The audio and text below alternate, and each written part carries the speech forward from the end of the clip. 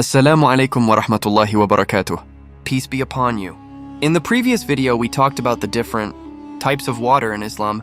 Now let's move on to the next part of purification. The types of impurity, najasa in Islam.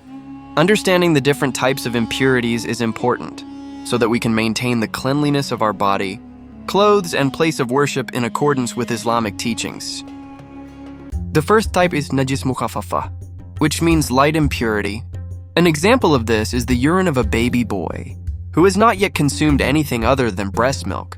The way to purify it is simply by sprinkling water over the affected area, without the need to scrub or soak it.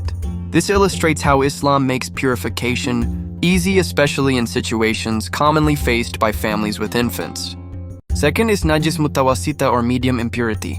Examples include blood, pus, vomit, human waste, the droppings of forbidden animals, and alcohol. To purify it, you must wash the affected area until its color, smell, and taste are completely removed.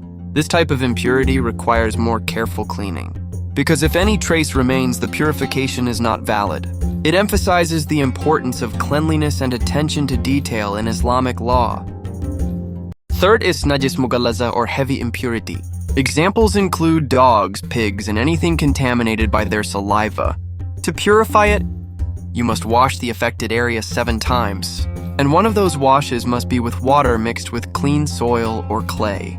This ruling comes from the Prophet's guidance, showing how serious and strict Islam is in dealing with this type of impurity. It teaches Muslims to be extra cautious in maintaining purity when it comes to heavy impurities. So there are 3 types of impurity in Islam: light, medium, and heavy. Each type has its own rulings and methods of purification, showing the wisdom and balance of Islamic law. By learning this, we can better understand the importance of cleanliness and purity in our daily lives, both for our worship and our health. May this knowledge help us maintain cleanliness as taught in Islam. Peace be upon you. Assalamu alaikum wa rahmatullahi wa barakatuh.